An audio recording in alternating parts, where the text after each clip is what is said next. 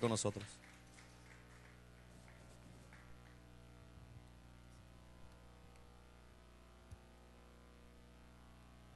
Los molesto una vez más, se pueden poner sobre sus pies, por favor.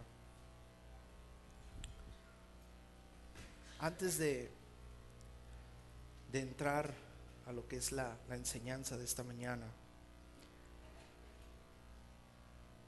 yo sé que es difícil porque somos seres humanos y cuando alguien parte con el Señor nos duele, nos entristecemos, porque a pesar de que tenemos al Espíritu Santo, seguimos siendo carnes, ¿verdad?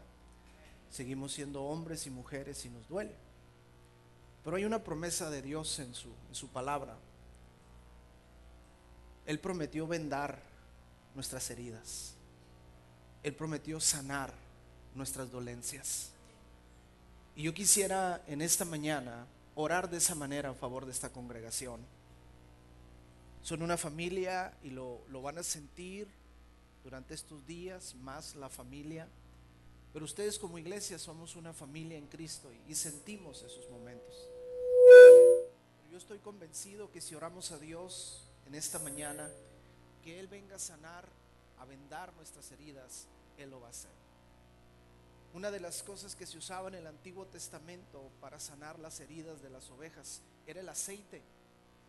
Cuando una oveja era mordida o herida, los pastores le ponían aceite.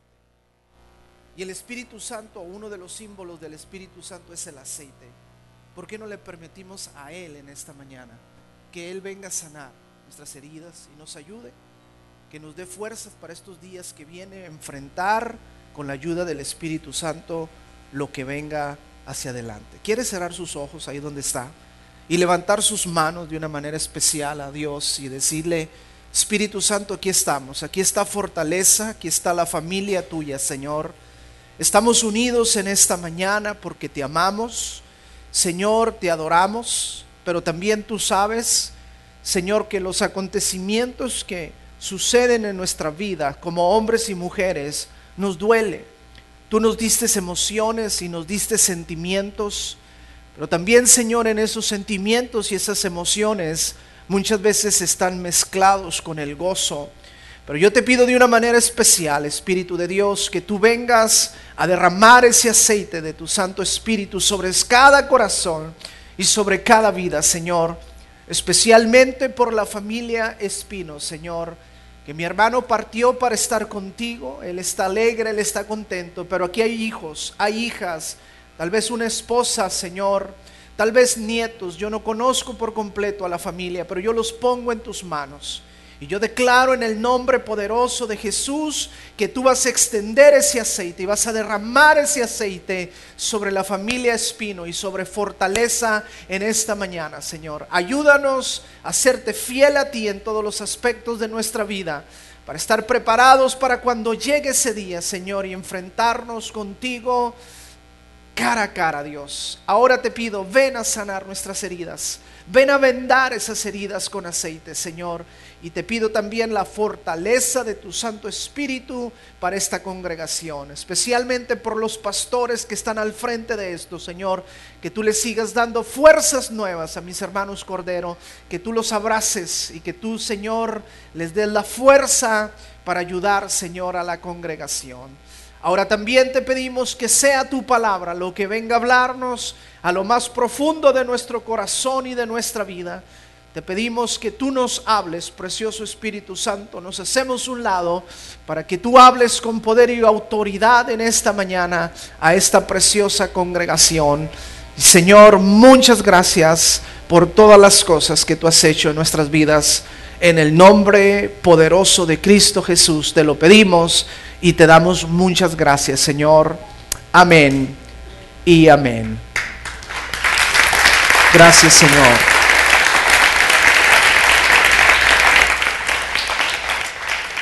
Les voy a pedir, por favor, que tomen su lugar. Y hay una escritura en el Evangelio de Juan, capítulo 20. Juan, capítulo 20, por favor. Y ahorita les voy a compartir o la razón, el por qué vamos a hablar. Muchos de ustedes tal vez están familiarizados con la historia de Tomás, pero yo quisiera que analicemos algunas cosas en esta mañana y que Dios nos ayude para tratar de entender lo que Él nos está diciendo a través de esta escritura. Se vale estar tristes cuando debemos estar tristes. Si usted siente esa partida del hermano, es porque es precisamente que somos una familia. Yo no le voy a pedir un gloria a Dios y un amén si usted siente en su corazón esa tristeza. Solamente le pido, présteme su atención. Le voy a decir el por qué les quiero hablar acerca de ser verdaderos creyentes, de ser verdaderos creyentes. El hermano que partió con el Señor, porque la realidad es esta, no hay otra realidad, está mucho mejor que nosotros. Si nosotros creemos lo que dice la Biblia, Él está mucho mejor que todos los que estamos aquí. Porque la Biblia dice que en el cielo no habrá tristeza. Entonces el hermano entró a la presencia de Dios y cuando miró a su Salvador se fue la tristeza. Imagínense recibir un abrazo de Jesús allá en el cielo, que le diga: buen siervo fiel, te esforzaste por servirme a la tierra y te quiero dar un abrazo. Imagínense un abrazo de nuestro Salvador, hermano. ¿Cómo va a haber tristeza con eso? No hay tristeza, ¿verdad? Y la Biblia nos enseña a nosotros que allá no habrá ni muerte, ni dolor, ni llanto. Entonces yo creo con todo mi corazón que el hermano está mucho mejor que yo. Está mucho mejor que nosotros. ¿Por qué, pastor? Porque los que quedamos aquí en la tierra, quedamos con luchas, quedamos con pruebas. Tenemos que seguir enfrentando la enfermedad. Le digo algo, tiene que seguir pagando sus cuentas cada mes. El hermano ya no. ¿Me explico? Entonces, ¿está mucho mejor él en la presencia de Dios? Claro que sí. ¿Se les va a extrañar en la tierra? Claro que sí. Pero él está mucho mejor allá. El asunto o la situación que yo quiero compartirles en esta mañana es acerca de nosotros, los que estamos aquí en la tierra. Para los que no saben, yo sé que la mayoría saben, pero para los que no saben, hermanos, yo digo en veces: Señor, pues si tú me quieres llevar a descansar, yo me voy con alegría, aunque tengo una esposa y 2 hijos, pero yo pudiera estar diciéndole a Dios: Señor, yo quiero estar contigo para estar mucho mejor allá. ¿A poco las pruebas que enfrentamos aquí en la tierra muchas veces no son difíciles? Son difíciles. Sus pastores estuvieron en enero allá con nosotros y otros hermanos de esta congregación el día que operaron a mi esposa de nuevo. Muchos no saben, mi esposa todavía tiene un tumor en su cabeza y a raíz de ese tumor perdió su vista. Por eso yo les digo, si nosotros nos quedamos aquí en la tierra, vamos a quedarnos a enfrentar batallas y a enfrentar problemas y a enfrentar enfermedades, y hay que pagar la luz y el agua y el teléfono y cosas que causan aflicción. Cuando dicen ya no tienes trabajo, o el banco dice ya no tienes dinero en tu cuenta, eso causa aflicción. Para eso nosotros necesitamos aprender a ser verdaderos creyentes. En la historia de Tomás, en Juan capítulo 20 y en el versículo 24 al 29, hay una historia muy interesante. Porque Tomás no se acababa de convertir al Señor el día de ayer. Tomás era un seguidor de Jesucristo, es más, era un discípulo del Señor. Y en el versículo 24 dice que Tomás, uno de los 12, llamado Dídimo, no estaba con ellos cuando Jesús vino. Es decir, Jesús vino a los discípulos y en ese momento Tomás no estaba. Y le dijeron pues los otros discípulos: hemos visto al Señor. Y mira la respuesta de uno de los discípulos de Jesús. Tomás le dice: si no viere sus manos la señal de los clavos, y metiere mi dedo en el lugar de los clavos, y metiere mi mano en su costado, dice, no voy a creer. No voy a creer. Versículo 26, 8 días después estaban otra vez sus discípulos dentro y con ellos Tomás. Llegó Jesús estando las puertas cerradas y se puso en medio y le dijo: paz a vosotros. Saludó a los discípulos: paz a vosotros. Pero mira el verso 27, le dijo a Tomás: ven para acá, Tomás. Lo llamó aparte. Le dice: pon aquí tu dedo y mira mis manos, y acerca tu mano y métela en mi costado, y no seas incrédulo, sino ¿qué? Sino creyente. Entonces Tomás respondió y le dijo: Señor mío y Dios mío. Y Jesús le dijo: porque me has visto, ¿creíste? Dice: bienaventurados los que no vieron. ¿Y qué dice ahí? Y creyeron. ¿Qué es ser un verdadero creyente? ¿Venir a la iglesia? ¿Qué es ser un verdadero creyente? Tomás era uno de los discípulos del Señor. Y cuando le dijeron a Tomás: Tomás, Jesucristo ha resucitado de entre los muertos, dijo Tomás: si yo no lo veo, yo no creo. Entonces en esta mañana lo que vamos a analizar es ¿qué es ser un verdadero creyente? Porque uno de los títulos que nos dan a nosotros los cristianos cuando nos convertimos al Señor es de creyente. ¿Se acuerdan la vida que vivíamos antes de Jesús? Y venimos a Jesús y ahora el compadre te invita a una y le dices: no, compadre, yo ya no tomo. ¿Por qué? Porque soy creyente. Y llega la comadre por el otro lado y te dice: vamos a echarnos un danzón. Y usted le dice a la comadre: no, comadre, yo ya no bailo. ¿Por qué, compadre? Porque ahora soy creyente. A nosotros los cristianos nos identifican como creyentes. Traemos un letrero colgado en el cuello que dice creyentes. Entras a tu trabajo, ahí viene el aleluya, ahí viene el hermanito.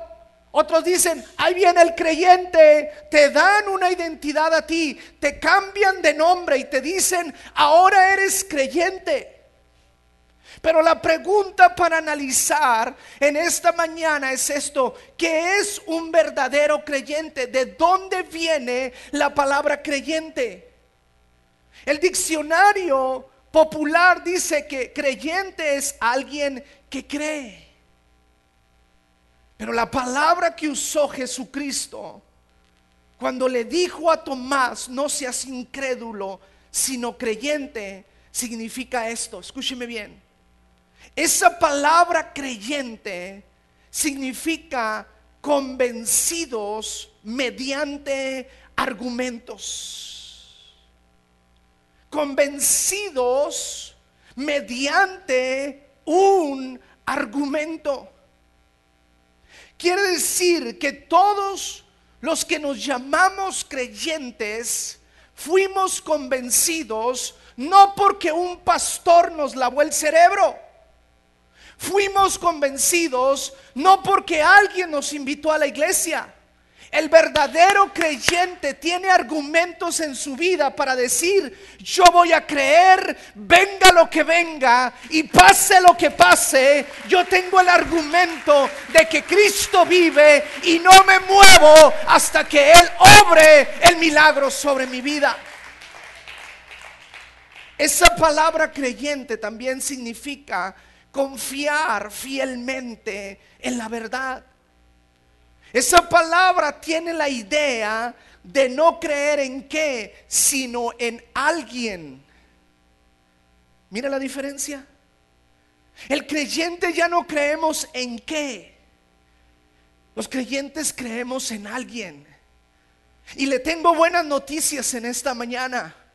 Ese alguien se llama Jesucristo. Y Él no está en una tumba. Él se levantó de entre los muertos. Y dice la Biblia que porque Él vive, nosotros también viviremos. Y dice la Biblia que Él tiene las llaves y tiene todo poder en el cielo y en la tierra. Entonces nosotros los creyentes tenemos el argumento de seguir a Jesús, porque Él se levantó de entre los muertos, porque Él venció la muerte. Y ahora nosotros los creyentes lo seguimos a Él.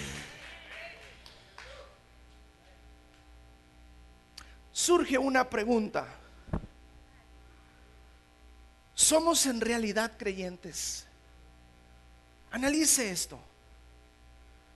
¿Somos en realidad creyentes o únicamente nos gusta venir a la iglesia porque sentimos bonito? Una hermana de la congregación me dijo: mi esposo viene a la iglesia porque siente bonito, dice. Y yo dije dentro de mí: Dios mío, de mi vida, el día que no sienta nada, ¿qué va a hacer? ¿Somos en realidad creyentes o venimos a la iglesia porque nos gusta oír los cantos, como canta la pastora, el grupo de alabanza? O porque cuando vengo a la iglesia siento que las cargas se me van, pero cuando salgo regreso. ¿Somos en realidad creyentes? Escúcheme bien. ¿O estamos usando el cristianismo como la puerta de escape porque no queremos pasar la eternidad en el infierno? ¿Somos en realidad creyentes o venimos a la iglesia por costumbre? La costumbre dice que los domingos hay que ir a la iglesia. ¿Somos en realidad creyentes y seguimos dudando de Dios? ¿Somos creyentes y dudamos de su palabra? ¿Somos creyentes y dudamos de sus promesas? La historia que estamos a punto de aprender en esta mañana habla de Tomás. Tomás era un discípulo del Señor, no era un niño de la escuela dominical. Era una persona que anduvo con Jesús. Si alguien miró a Jesús sanar a los enfermos, fue Tomás. Si alguien miró a Jesús multiplicar el pan y los peces, fue Tomás. Él miró los milagros que Jesús realizaba cuando Jesús anduvo aquí en la tierra. Pero cuando vinieron a decirle: Tomás, el Señor ha resucitado de entre los muertos, ¿sabe qué dijo Tomás? Dijo, como muchos de nosotros hoy en día: si no lo veo, no lo creo. La mayoría de la iglesia hoy en día estamos viviendo de la misma manera que vivió Tomás. Para que yo pueda creer, lo tengo que ver. Si no lo veo, no lo voy a creer. La Biblia dice que hay que creer primero para poder ver.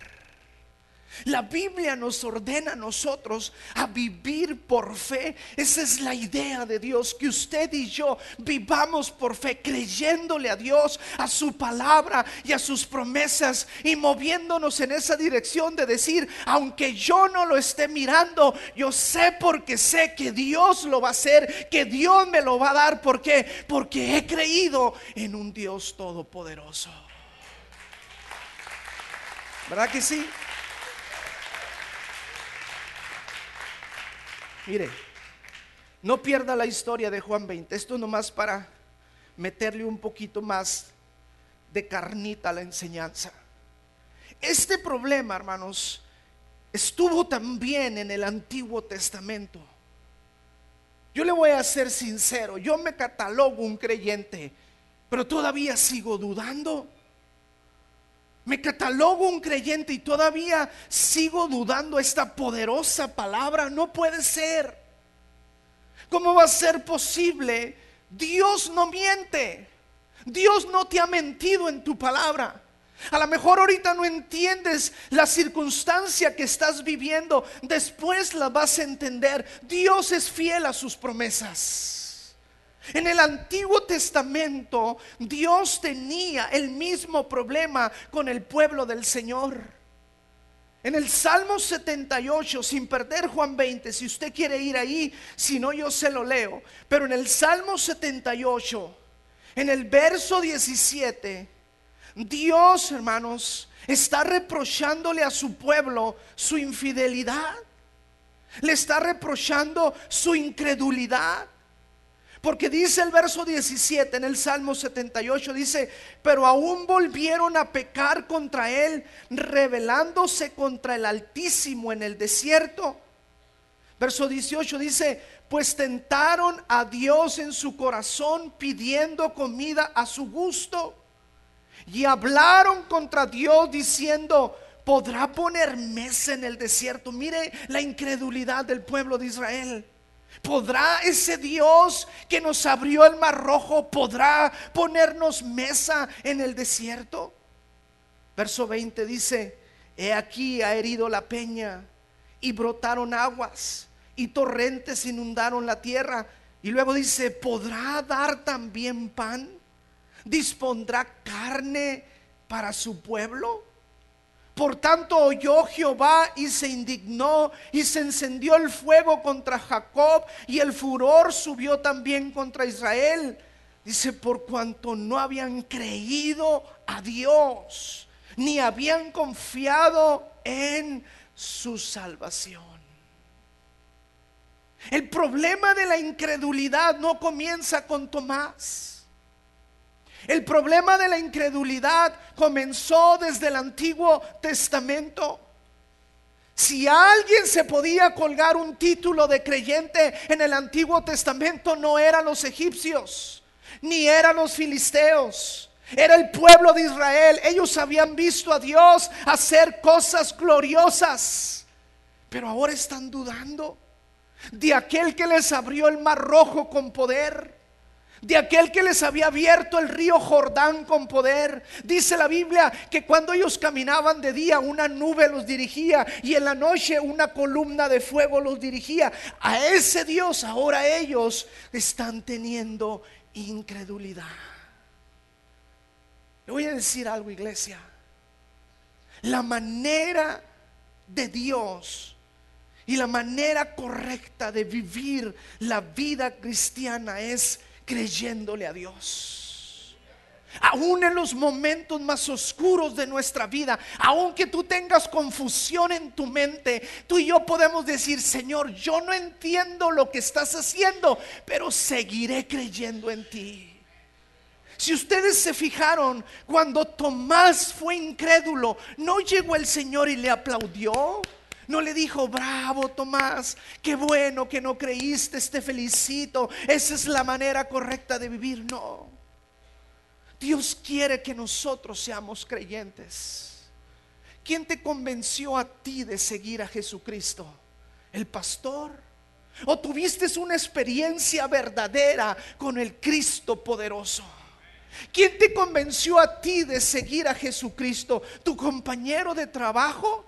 ¿Tu amigo, tu familiar que te invitó a la iglesia? ¿O aquí en la iglesia tú tuviste un encuentro con el Dios real y verdadero? Si nosotros tuvimos un encuentro con el Dios verdadero, necesitamos seguir caminando en la vida cristiana con esa convicción de decir: aunque un banco no me dio el préstamo, el otro banco me lo va a dar. Y si este banco tampoco quiere, pues este banco me va a abrir las puertas. El creyente no se raja, el creyente sigue luchando, el creyente sigue batallando, el creyente sigue viviendo hasta que un día estemos con Jesucristo por toda la eternidad. Mi esposa salió de la operación y una de las primeras palabras que me dijo es: yo tenía esperanza que esta operación me ayudara a mí a volver a mirar. ¿Ustedes creen que eso es fácil? ¿Ustedes creen que es fácil oír a una esposa, mi esposa, que me dice: mis hijos están creciendo si no los estoy mirando crecer? Voy a la escuela, mi hijo tocó en la escuela, voy pero no lo puedo mirar que toque lo que está tocando. Pero no podemos rajarnos, no podemos quedarnos a la mitad del camino. Hermano, yo no sé cómo lo va a hacer Dios. Ese no es mi asunto. Lo que tengo que tener convencido en mi corazón es que Él lo va a hacer. Si Él tuvo poder de cambiarme a mí, de cambiar mi vida.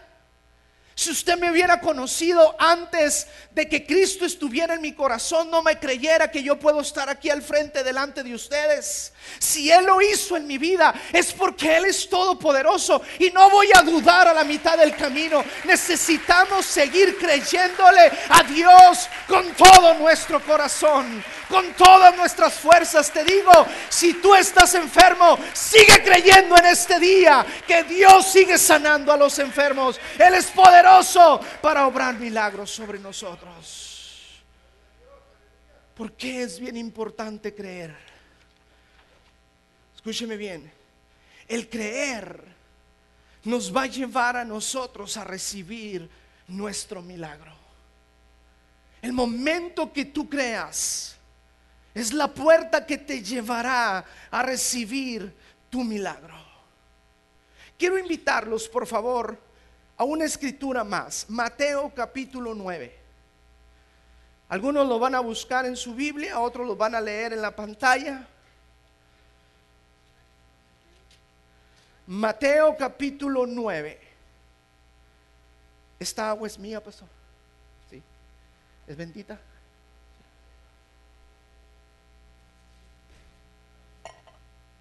¿Cuántos toman agua bendita? De aquí de la iglesia, pues. Bendecida por el pastor. Mateo capítulo 9, por favor. Escuche esto. El creer te va a llevar a ti y me va a llevar a mí a recibir nuestro milagro. ¿Cuántas veces leímos en la historia de Tomás? Cree. No se es incrédulo, sino creyente. Bienaventurados los que no vieron y creyeron. ¿Cuántas veces habla? Muchas veces. ¿Por qué Jesucristo está interesado en que la iglesia seamos creyentes? Porque sabe que es la única manera que usted y yo vamos a recibir nuestro milagro. Ahora, yo no sé de usted, pero ¿cuántos vienen listos a recibir un milagro en esta mañana? Levante su mano, por favor. Yo creo que Dios lo puede seguir haciendo hasta el día de hoy. Pero en esta parte de la escritura nos enseña a nosotros la importancia que es de creer a Jesús para recibir nuestro milagro. En Mateo capítulo 9, versículo 27. ¿Listos? Dice la Biblia: pasando Jesús de ahí, escuche, le siguieron dos ciegos. Présteme su atención. Le siguieron, pero no eran mudos ni sordos, eran ciegos. O sea que aún ciegos, sin poder ver delante de ellos, empezaron a seguir a Jesús.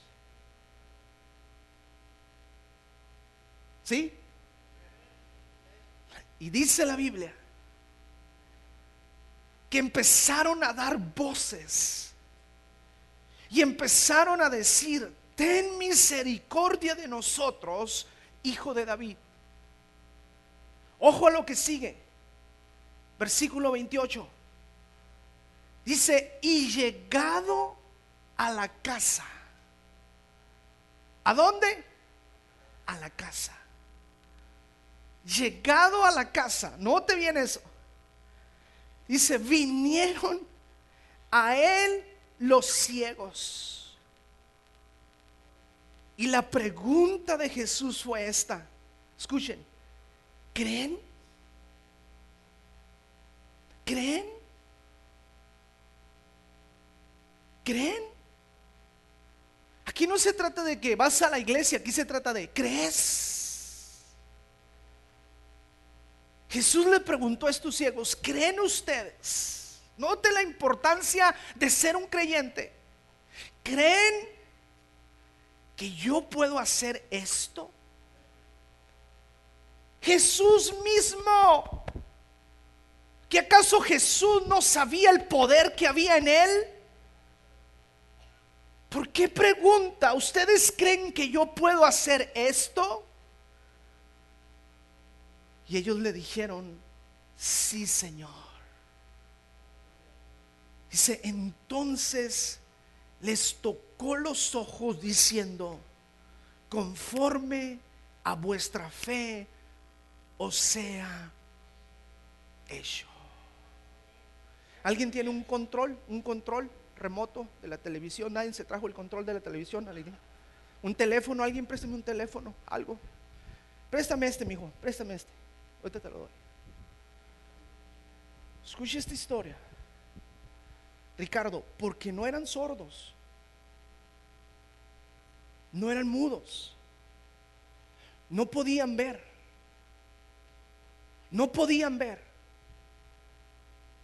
y sin embargo dice la Biblia que siguieron a Jesús. Pero ahora te voy a poner más fuerte la historia, porque eso es lo que dice la Biblia. Jesús no les hizo caso.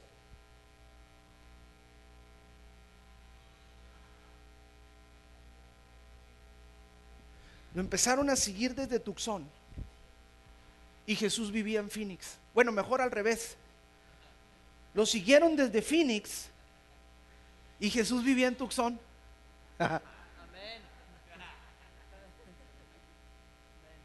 ¿Ah? Ciegos, no podían ver, no sabían lo que estaba delante de ellos en el camino, no sabían para dónde iban, pero ahí iban. Jesús, ten misericordia de nosotros, sin poder ver. Jesús, ten misericordia de nosotros. Y Jesús no se detuvo. ¿Cómo sabe que no se detuvo? Porque dice el otro versículo que llegó hasta la casa.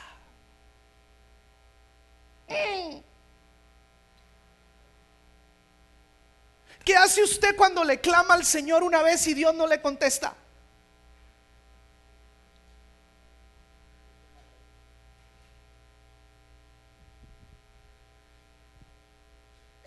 Y los ciegos detrás de Jesús, ten misericordia de nosotros. Y Jesús siguió caminando. Y los ciegos, grítele y grítele. Y él siguió caminando. Los siguieron todo el camino. Y dice la Biblia que Jesús llegó a su casa. Escuche esto. ¿Y los ciegos? ¿Por qué Jesús no se detuvo para sanarle en el camino sus ojos?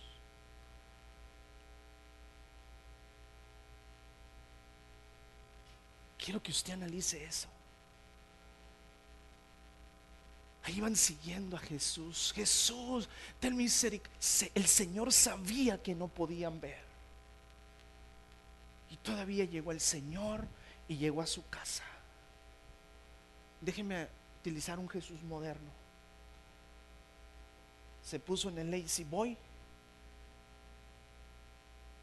y se puso a ver América contra Chivas. Por supuesto Jesús le va a la América, ¿verdad?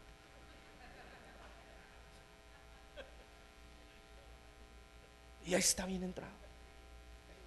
Gol del América y gol, decía Jesús. Está Jesús en su casa y de repente oye esto: Jesús, ten misericordia de nosotros. Ahí están estos ciegos otra vez. Ellos creyeron que si Jesús no les daba la vista, nadie más los podía dársela. Ellos estaban convencidos que el único que podía sanarles esos ojos era Jesús. Pero ser creyente, hermano, no es quedarte a la mitad del camino. Es que Dios tiene favoritos. No, Dios no tiene favoritos. Dios lo hace por todos. Y cuando Jesús esté en su casa y empiece a escuchar que los ciegos llegaron hasta su casa, dijo Jesús: estos tienen fe. No les hice caso en el camino. Me estoy en mi casa y llegan a mi casa para pedirme que les abra los ojos. Ellos tienen fe. Y dice la Biblia que Jesús se levantó y salió de su casa. Pero escúcheme bien, lo primero que les pregunta Jesús a estos ciegos es esto: ¿ustedes creen que yo puedo hacer el milagro? Analice esto. Yo, si hubiera sido uno de los discípulos del Señor, le hubiera dicho: ¿qué te pasa, Señor? ¿Cómo que creen si te vienen siguiendo desde Phoenix? ¿Cómo no van a creer si vienen siguiendo todo el camino? No pueden ver y te vienen siguiendo, y tú les preguntas que si creen.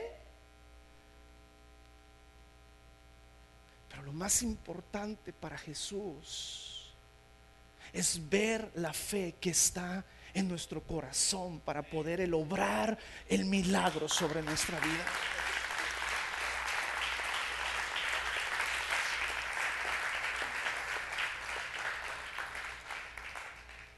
¿Sabe qué hubiera hecho yo? Si Jesús no me hizo caso a la mitad del camino, hubiera dicho: ya me voy de la iglesia, el hermano Cordero, me voy a otra iglesia. No es el pastor, es Jesús que viene a hablarnos a nuestro corazón y nos dice a nosotros: ¿crees que yo lo puedo volver a hacer? Te voy a decir, y con esto voy a concluir, cuál fue el problema de Tomás. Porque Tomás no quería ver el rostro de Jesús. Tomás no quería mirar a Jesús. ¿Sabe lo que Tomás quería ver? Tomás quería ver en el cuerpo de Jesús la marca de la cruz. Porque dijo: si yo no veo sus manos y no meto mi mano en su costado. ¿Dónde perforaron sus manos? ¿Dónde perforaron su costado? En la cruz. Y dijo Tomás: si yo no miro las marcas de la cruz en el cuerpo de Jesús, yo no voy a creer. Por eso cuando llegó Jesús y se aparece a Tomás, le dice: Tomás, no le dijo mira mi rostro, le dijo: Tomás, mira mis manos. Acércate, mete tu mano en mi costado. Escuche, en ese momento hay una revelación a los ojos de Jesús totalmente diferente. Lo había visto sanar enfermos, resucitar muertos, levantar al paralítico, echar fuera demonios. Tomás había visto a Jesús obrar esos milagros, pero ahora conoció a un Jesús diferente. Ahora tiene en su corazón la certeza de que Jesús no se había quedado en una tumba, sino que Jesús se había levantado de entre los muertos. Y ahora Tomás podía decir: no solamente creo por lo que me dijeron los otros discípulos, ahora creo porque yo mismo he visto al Cristo que se levantó de entre los muertos. Y el fundamento de nosotros los cristianos es este: Jesucristo no está muerto, Jesucristo está vivo. Y si tú y yo creemos en Él, para Él no hay nada imposible. Él es grande y Él es poderoso para obrar en nosotros los milagros que nosotros necesitamos. Tu Cristo no está muerto. Tu Cristo no está muerto. Jesucristo vive. Ahora sí entiendo. Esto es una verdad, esto es una realidad. Cristo fue a la cruz, traspasaron sus manos, traspasaron su costado, pero Él se me apareció a mí porque Él se levantó de entre los muertos. Tú y yo vamos a escoger en esta mañana a seguir siendo un cristiano más, o a ponernos en nuestro corazón el sello de ser verdaderos creyentes. Tengo desde el 2007 esperando el milagro en la vida de mi esposa. Esta congregación es una congregación que levanta a mi esposa en oración. El día que Dios haga el milagro en mi esposa, ustedes van a ser uno de los primeros que sepan, porque ustedes han aprendido a pelear la buena batalla con nosotros. Sé porque tengo la convicción de que un día Dios lo va a hacer. Termino con esto. Un día, eran como las 10 de la noche, me habla una hermana de la congregación. No podía hablar. Pastor, era todo lo que podía decir.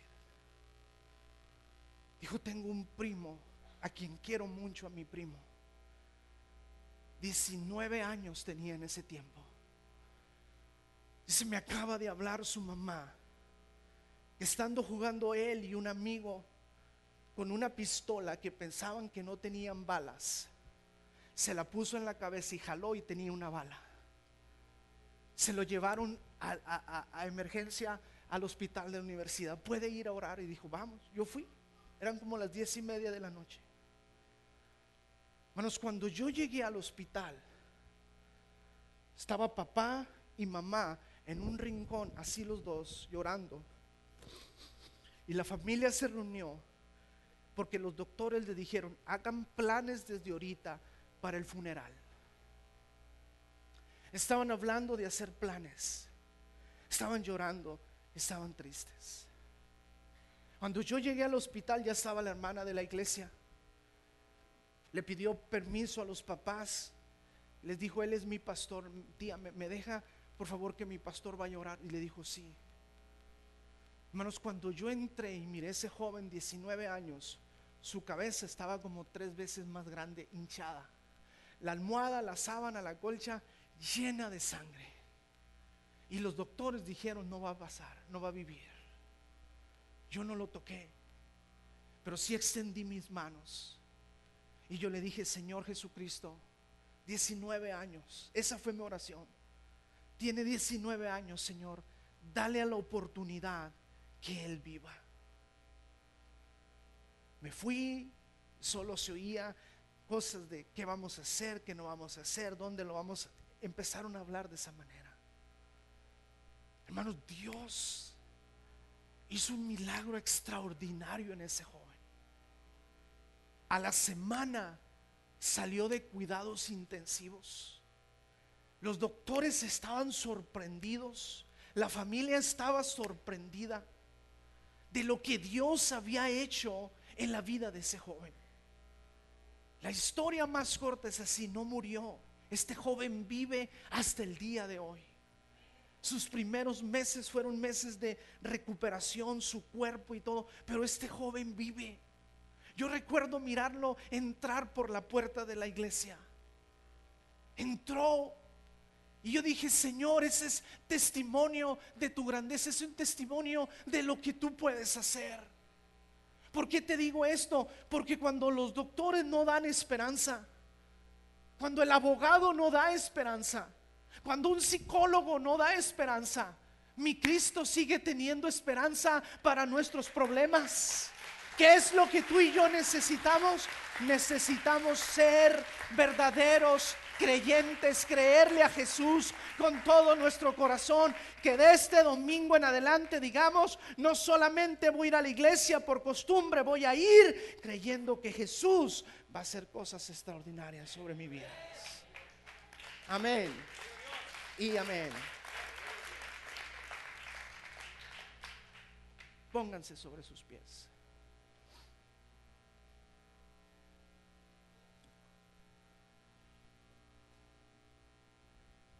Gracias.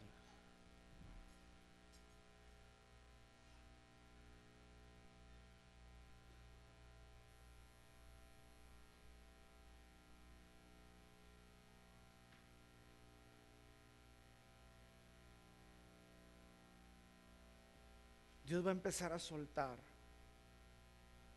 en esta mañana.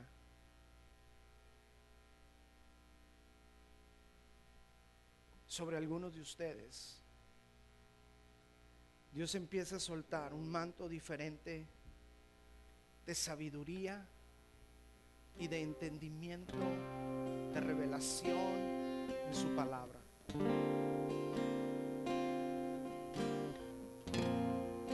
Una de las cosas que debemos entender es esto: cuando no hay fe, cuando no creemos, nuestro corazón se llenará de duda, y la duda nos va a llevar a nosotros al temor, y el temor nos puede llevar a nosotros a la destrucción. Yo quiero que cierres tus ojos ahí donde estás. Cierra tus ojos y quiero que te hagas esta pregunta: ¿soy en realidad un creyente? ¿Tengo la convicción fuerte, arraigada en mi corazón de ser un verdadero creyente? Los creyentes no nos movemos. Vendrán los vientos, vendrán los ríos, vendrán las tempestades, pero los creyentes no nos movemos.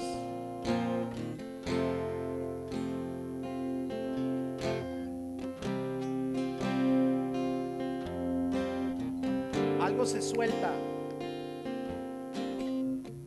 sabiduría, entendimiento, revelación de la palabra se suelta en este lugar. Dios dice que son aguas más profundas, son aguas más profundas, las cuales empiezan a beber ustedes desde este día, aguas más profundas.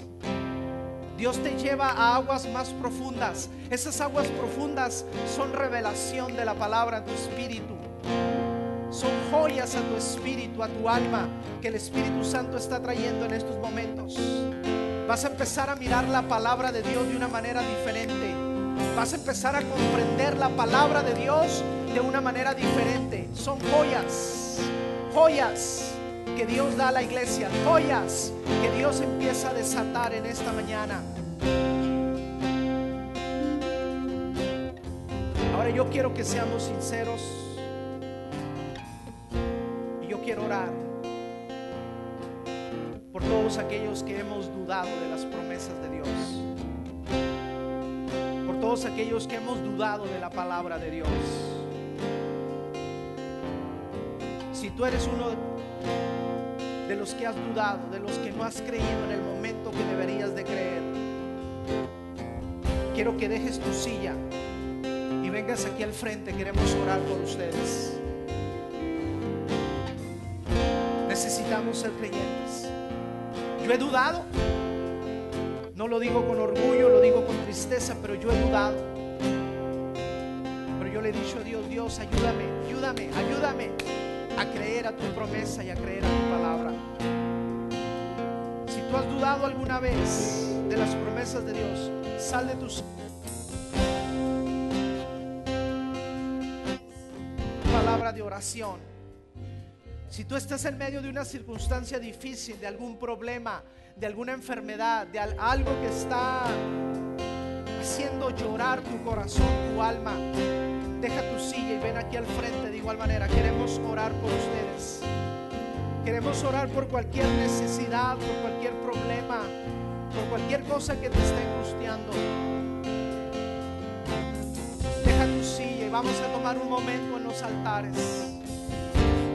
Vamos a tomar un momento en el altar de Jehová y vamos a creerle a Dios con todo nuestro corazón que Dios va a soltar milagros, sanidades, milagros, maravillas. Que en esta mañana se suelta un manto de sanidad sobre los cuerpos que están enfermos. Se suelta un milagro, un mover de milagros en este lugar. Lo vamos a creer. Pásenle, si pueden hacerse un poquito hacia el frente para los que están allá atrás, que pasen, pueden hacerlo. Gloria a Dios, gloria a Dios, gloria Gloria a Dios. Gloria a Dios. Vamos a creerle a Dios juntos. Hay un mover de Dios bien bonito en esta iglesia y un mover de Dios muy precioso en este lugar. Yo creo que no necesitamos ni siquiera gritar mucho. Dios está aquí, Él está aquí. Yo voy a empezar a declararlo sobre tu vida. Voy a empezarlo a declarar sobre tu corazón, sobre tu alma, que Dios lo va a hacer. No dudes. Si hay duda en estos momentos, se va de tu corazón, se va de tu vida. No dudes. Dios es fiel. Dios es poderoso para hacerlo. Dios es fiel y poderoso para seguir obrando milagros en tu vida. Dios es fiel y poderoso para seguir obrando milagros en tu cuerpo. Dios es fiel y es poderoso para seguir haciendo las cosas que son imposibles para los hombres. Dios lo hace, iglesia. Dios lo hace, iglesia. Dios lo hace, iglesia. Dios lo hace, iglesia. Dios no solamente sana a los enfermos, Dios también da la provisión financiera para su iglesia. Dios también da la provisión financiera para sus hijos, para sus hijas. Dios trae sanidad al alma y al corazón